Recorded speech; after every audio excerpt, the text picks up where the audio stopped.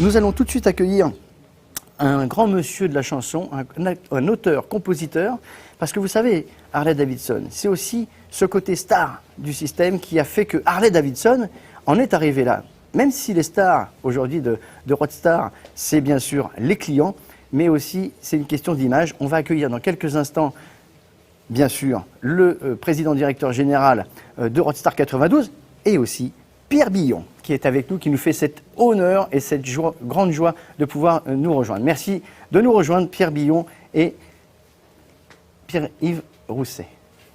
Merci de venir, merci de nous rejoindre ici. Installe-toi. Voilà, c'était pas le... On passe pas par le bon endroit. Mais c'est pas grave, c'est pas grave. L'essentiel, c'est que tu sois avec nous. Bonjour. On est très heureux de te recevoir avec nous. C'est une magnifique surprise ce soir, puisqu'on va avoir l'occasion de recevoir un ami de la concession, un ami de Johnny, ouais. Son auteur-compositeur. Mesdames, messieurs, bonjour. Sous vos applaudissements. Ça va bien? Bonsoir. Sur quoi on s'assoit là-dessus? Tu peux t'asseoir ici. Impeccable le truc. Alors Tu comme peux ça, t'asseoir. Ouais, ça va. C'est ta future je vais moto. tomber, j'ai Pierre. pas l'habitude de ces trucs-là. C'est ta future moto. Ça s'appelle une Harley, c'est un Softail. Tu vas voir, elle est pas mal. C'est vrai? Ouais, elle va te plaire. C'est pas tu vas électrique, partir ça, avec. alors? Non, pas encore. Ah bon, ça va là. Mais je te prête l'électrique ce soir. D'accord, oui, c'est ça, t'as raison. Avec un flingue sur la tête. Ouais. Non, mais dis pas ça parce que je disais la même chose et une fois que je l'ai essayé, tu peux tomber vite fait amoureux. Il faut se méfier de ça. C'est vrai? Ouais. Ben, on peut tomber amoureux des trucs électriques, ça existe. Enfin, bon. Auteur-compositeur de Michel Sardou, de Johnny Hallyday. Johnny, c'est une grande histoire d'amour pour toi, c'est clair, parce que au-delà de partager ses émotions sur scène, tu as partagé un grand nombre de voyages avec lui depuis 2007. J'aimerais bien savoir quel est le lien entre un homme comme Pierre-Yves Rousset chez Roadstar, une concession Roadstar 92, et ce qui a pu vous lier. Eh ben, écoute, c'est très facile, c'est que les gens ne le savent pas, et je vais le dire d'ailleurs, comme ça c'est beaucoup plus simple. Le premier voyage, donc on a acheté nos motos bien sûr, le premier voyage c'était en 89, on a acheté des motos dans un concessionnaire à Miami qui s'appelait Peterson, figure-toi. Et on est parti avec nos motos. Et puis la deuxième fois que Johnny a voulu faire un voyage, c'était en 2007. Johnny était déjà client ici chez Roadstar et moi de même, puisqu'on a acheté nos motos. Et c'est eux qui ont arrangé le voyage. Complètement, c'est-à-dire c'est grâce à eux qu'on s'est retrouvés avec les motos sur place, magnifiques, et ce grand voyage fantastique qui partait de Santa Fe jusqu'à Los Angeles, qui n'était pas un grand, parce que d'habitude on fait plus de bornes que ça, il y a un petit 5000 km, qui se sont passés, c'est très bien, mais c'est ici qu'on a eu c'est grâce à ici qu'on a eu les motos, voilà. C'est ça aussi la passion de réunir des grands hommes, parce que c'est vrai, l'image de marque elle est importante, d'avoir des gens qui s'approprient une machine par passion. Ouais. Harley est un vecteur. Harley nous permet de faire des rencontres. Et Harley nous permet après de rencontrer des gens et de lier d'amitié, de partager des moments, de partager des idées et de faire des belles choses et d'avoir des souvenirs tous ensemble. C'est ça, la base du commerce, c'est la relation et c'est aimer les gens. Et quand on partage et quand on a l'honneur et le privilège de présenter une marque comme Harley, on rencontre des gens extraordinaires de tout horizon et c'est ce qui fait la richesse de cette marque. Avec Pierre, on a échangé, c'est un vrai passionné de moto, c'est un mec qui roule tous les jours, c'est un vrai motard, il sait faire de la moto. Johnny, idem, quand il venait me voir, on passait des heures à parler de bécane, de parler de moins de petits détails. Et voilà, c'est un vrai privilège de rencontrer des gens comme ça. Pierre, tu as partagé effectivement des moments intenses avec ton idole. Je sais que tu l'appelles souvent ton idole. Non, je l'appelle l'idole. Bien sûr que c'est pour l'idole, comme ça l'est de plein de gens. Mais je l'appelais soit le grand, on l'appelait le grand, ou l'idole. Je l'appelais pas Jojo, moi. Soit Johnny, soit le grand, soit l'idole. Tu as commencé bien sûr ces voyages avec lui, tu es un de ses plus fidèles amis. Et surtout, parle-moi un petit peu aussi de ce dernier voyage que vous avez pu faire ensemble en 2018. Le dernier, 2016. 2016, comme d'habitude, Johnny, 6 mois avant, dit je veux partir, débrouille-toi pour trouver les motos, débrouille-toi pour trouver un sponsor, éventuellement. Pourquoi un sponsor? Pas parce qu'il avait besoin des sous, c'est parce que le fait d'emmener un sponsor faisait qu'il y avait un peu d'argent qui rentrait et ça coûtait moins cher à ses potes qui pouvaient emmener. Alors, ils n'en avaient pas forcément besoin, mais c'était plus psychologique qu'autre chose. Et donc, celui-là, en 2016, c'est quoi? C'est 6 mois de 6 mois de préparation, donc c'est 6 mois où on s'appelle tous les 2 jours en disant on part dans 3 mois, on part dans 2 mois, on part dans 15 jours.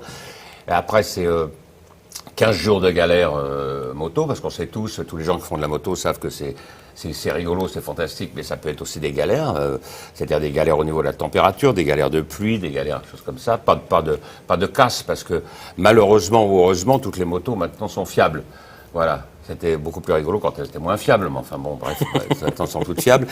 Donc tu fais 15 jours, puis après tu fais 6 mois de débriefing où tu parles de tes souvenirs, de tous les souvenirs que tout le monde a grappillés. Tu fais cette espèce de patchwork incroyable qui fait de souvenirs. Et puis à la fin des 6 mois, tu dis quand est-ce qu'on repart. Voilà.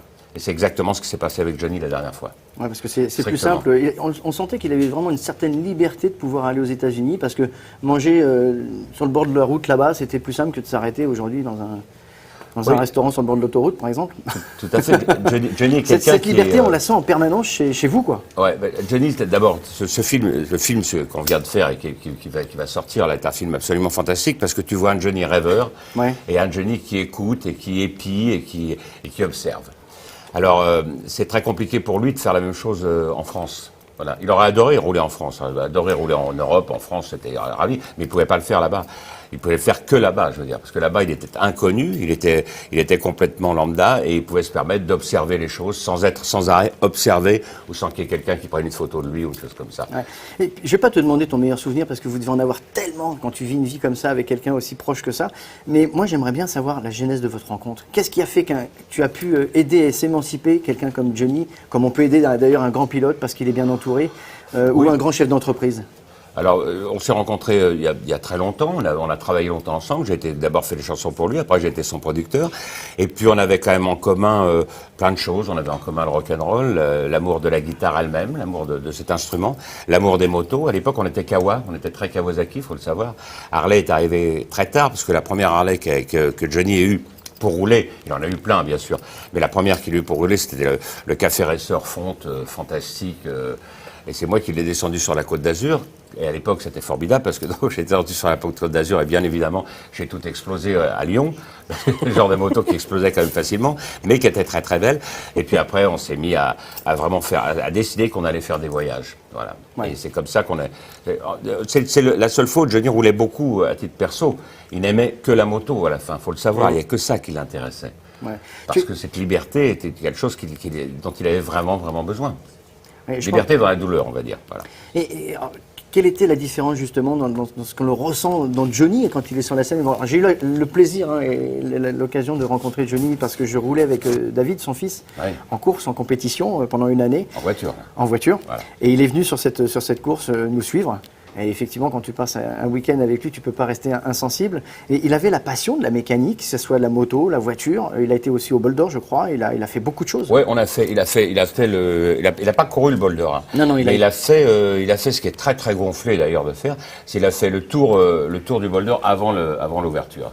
Et c'était je peux le dire tout de suite, c'était sur un Kawa 1000 préparé par la Kings, avec un kit Yoshimura dedans. Ouais, il était complètement, il est comme David, de toute façon, c'est vrai que ce sont des personnages complètement qui sont fous de ça, bien sûr. Fous de ça, bien ouais. sûr. David, qui a un excellent coup de volant, hein, on peut le suivre dans les différents championnats. C'est une passion chez. Il marche bien, David marche très très bien. Ouais. Estelle marchait très très bien, parce que je ne savais pas. Ouais. Estelle, elle marchait très très fort. Ils avaient commencé, si mon souvenir est bon, ils ont commencé avec Alfa Romeo. Et même avant, parce que moi je les suivais sur des Nissan, c'était dans les années 92, un truc comme ça, et je les avais pour les coacher justement tous les deux, et on avait de merveilleux... Les deux marchaient bien. De merveilleux moments. L'actualité pour toi, Pierre, en ce moment? En ce moment, on fait Masked Singer, l'émission de TF1, qui est ce soir d'ailleurs, qui est samedi soir, et qui est une émission formidable et très agréable à faire, parce que tu rencontres des tas de gens qui sont chanteurs ou pas chanteurs, ou qui sont comédiens, ou qui sont sportifs, et à toi de faire en sorte qu'ils fassent le mieux possible l'affaire en tant que chanteur. Voilà, c'est très très sympa à faire.